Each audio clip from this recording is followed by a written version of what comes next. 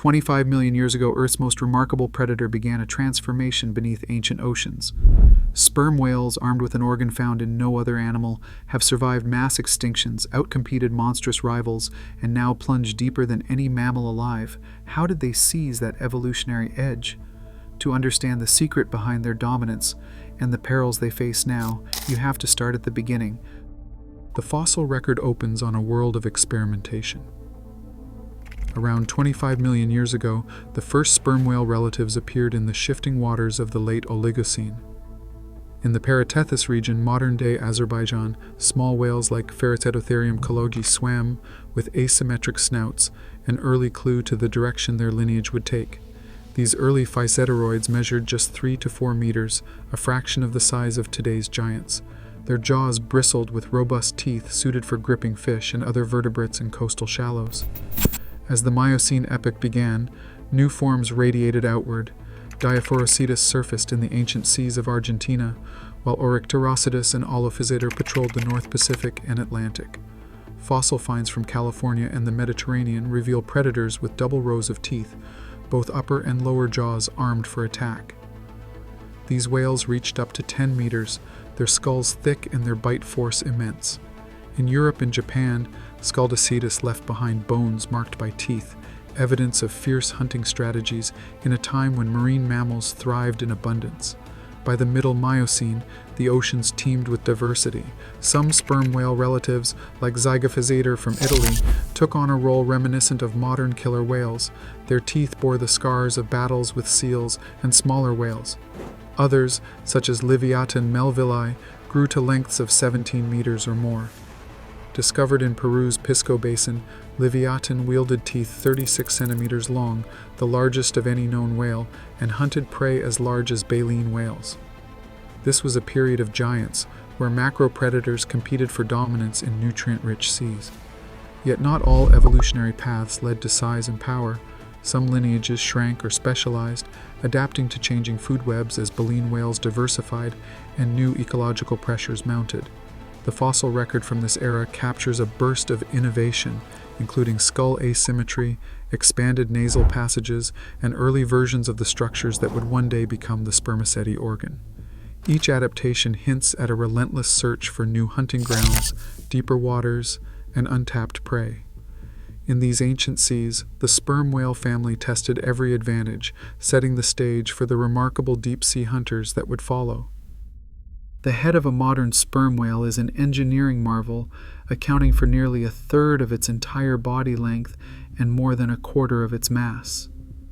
At the heart of this structure lies the Spermaceti organ, a colossal reservoir capable of holding up to 1,900 liters of a waxy, translucent oil.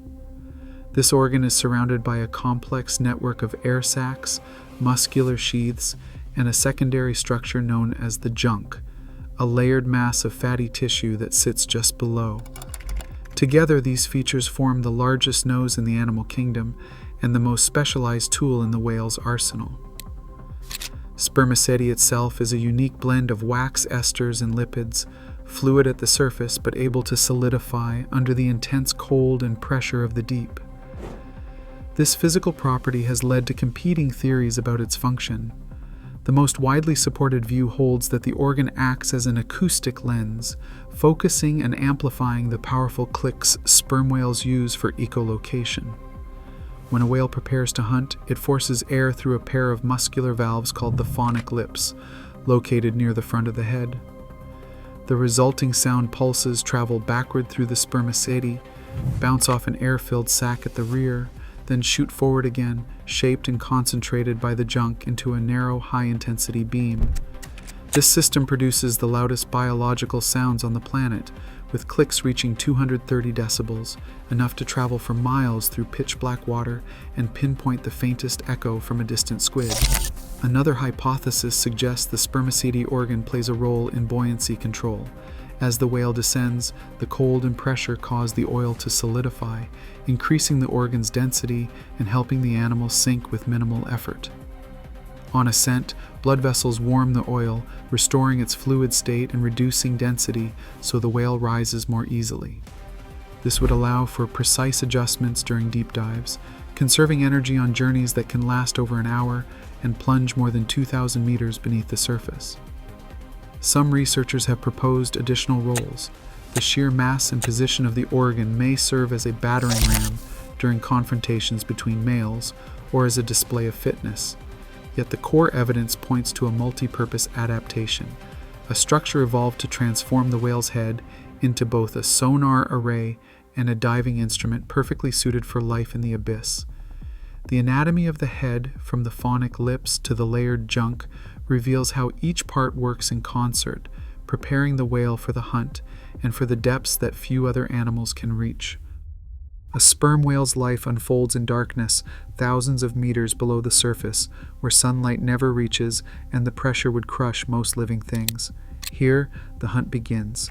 Each descent is a calculated plunge into the abyss, the whale's colossal head angled downward, body streamlined for the long fall. At depths surpassing 2,000 meters, sometimes reaching a staggering 3,280 meters, sperm whales hold their breath for up to 90 minutes, their hearts slowing as they slip into the deep. The quarry is almost always squid, not just any squid, but giants, Architeuthis and Mesonicoteuthis, creatures with eyes the size of dinner plates and arms lined with hooks.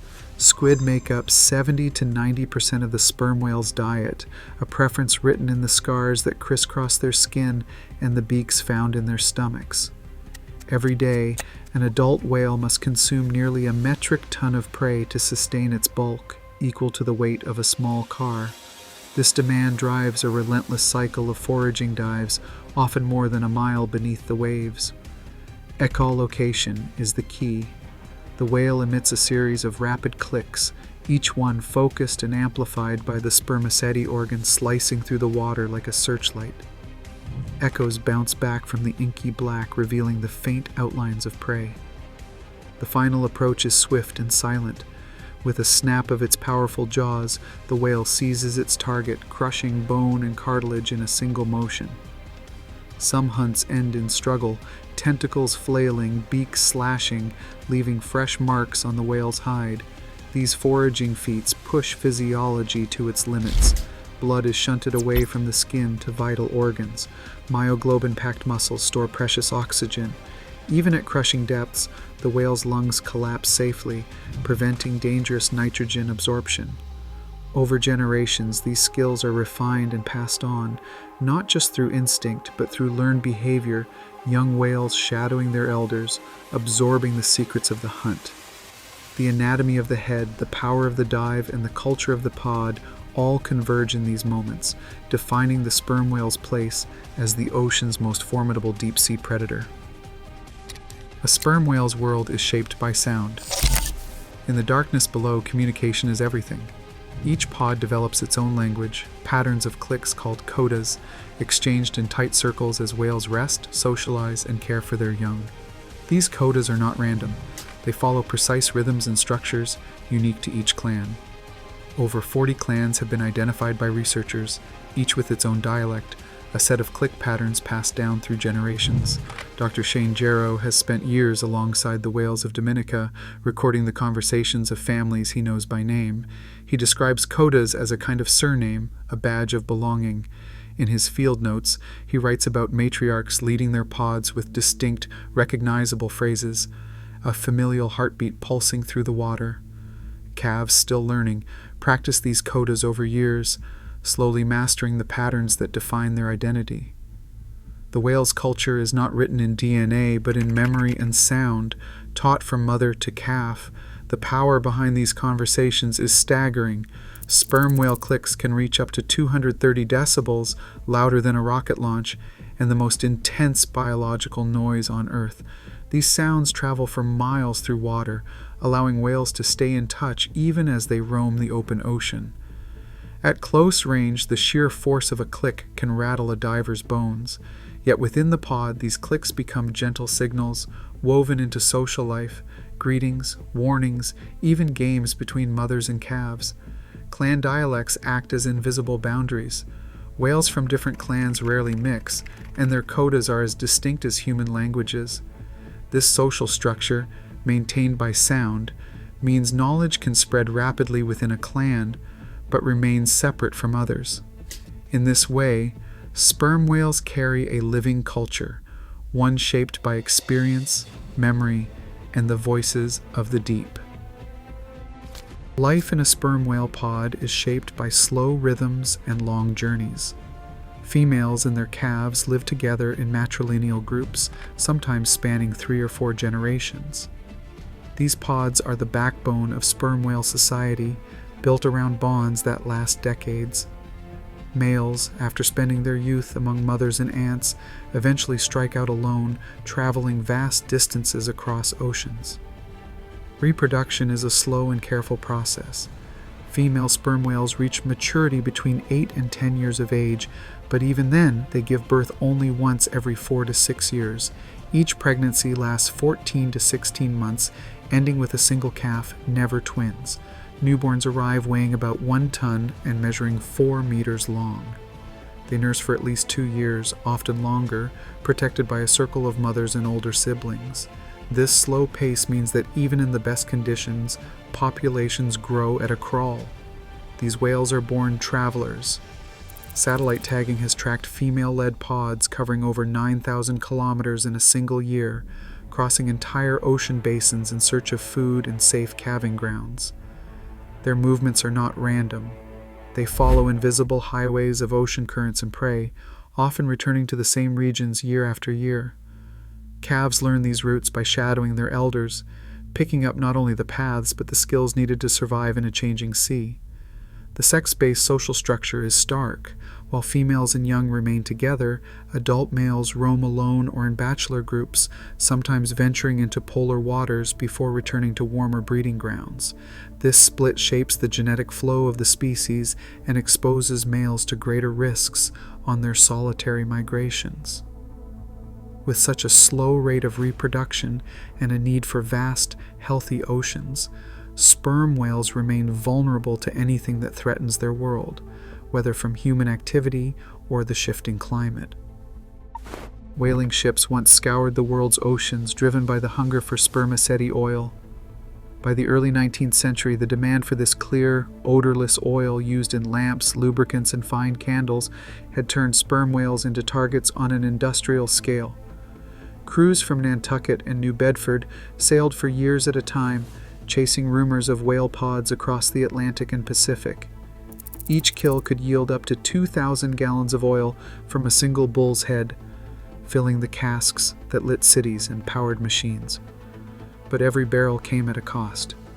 Between the 1800s and the dawn of the 20th century, whalers killed hundreds of thousands of sperm whales, their numbers collapsing under relentless pursuit. The violence of this era left scars beyond statistics. In November 1820, the whale ship Essex was rammed and sunk by an enraged sperm whale in the South Pacific. First mate Owen Chase later described the animal as deliberate, circling back for a second strike after the first blow had shattered the bow. The Essex's destruction stranded her crew for months at sea, a story that would inspire Herman Melville's Moby Dick and haunt generations of sailors. That whale's attack was not an isolated event. Bull sperm whales, hunted and harpooned, sometimes turned on their pursuers, earning a reputation for intelligence and ferocity. As the 20th century advanced, new threats emerged. Industrial fleets, equipped with steam-powered ships and explosive harpoons, drove the slaughter to new heights. Soviet whaling operations, hidden behind layers of secrecy, killed at least 66,000 sperm whales between 1946 and 1980, double the official reports submitted to international regulators. These clandestine hunts, only revealed decades later through declassified records, pushed populations to the brink. By the time the International Whaling Commission imposed a global moratorium in 1986, sperm whale numbers had fallen by as much as 70% from their pre-whaling abundance. The legacy of this exploitation lingers in the ocean's silence, a warning written in the missing generations. The global ban on commercial whaling in the 1980s marked a turning point for sperm whales, but the work of safeguarding their future had only begun. The International Whaling Commission moratorium, adopted in 1986, brought an end to centuries of industrial slaughter and gave battered populations a chance to recover. Yet the role of these whales in the ocean stretches far beyond their own survival. Each dive and each surfacing triggers a cycle that sustains entire ecosystems. When a sperm whale plunges into the depths and later returns to the surface, it releases iron-rich fecal plumes that fertilize the upper ocean. This process, known as the whale pump, fuels blooms of phytoplankton, microscopic plants that absorb carbon dioxide from the atmosphere. Scientists estimate that sperm whales help sequester tens of millions of tons of carbon dioxide every year, a service valued in the billions for its impact on global climate. Modern threats, however, have shifted from harpoons to hazards less visible but just as deadly. Entanglement in fishing gear claims the lives of more than 1,000 whales each year. Ship strikes, especially in busy shipping lanes, take a silent toll. Noise pollution from naval sonar and oil exploration disrupts whale communication and navigation, sometimes driving them from feeding grounds or leading to mass strandings. Climate change brings new uncertainty, altering prey distributions and compressing the cold, nutrient-rich waters these whales depend on. Agencies like NOAA and the IWC have responded with a new suite of tools. Satellite tagging and acoustic monitoring now track pods across entire ocean basins. In 2024, researchers off Dominica deployed artificial intelligence to detect and classify sperm whale dialects in real time, helping to reduce ship strikes and monitor clan movements. International agreements require ships to slow down in key habitats and mandate safer fishing gear to cut entanglement rates. These measures have already reduced bycatch by 40% in some regions. The stakes remain high. Sperm whales are not just survivors of a distant past, they are engineers of the ocean's future. Their recovery is conditioned on protection, vigilance, and a recognition of the invisible services they provide. Preserving these giants means preserving the health of the seas themselves. Sperm whales still roam every ocean, shaping marine ecosystems with their presence. Yet today, their survival depends on choices made far from the water's edge, choices about noise, plastic, and climate. As scientists warn, even giants are vulnerable to our smallest actions. What we protect now decides whether their ancient story continues. Thanks for watching. Share your thoughts below.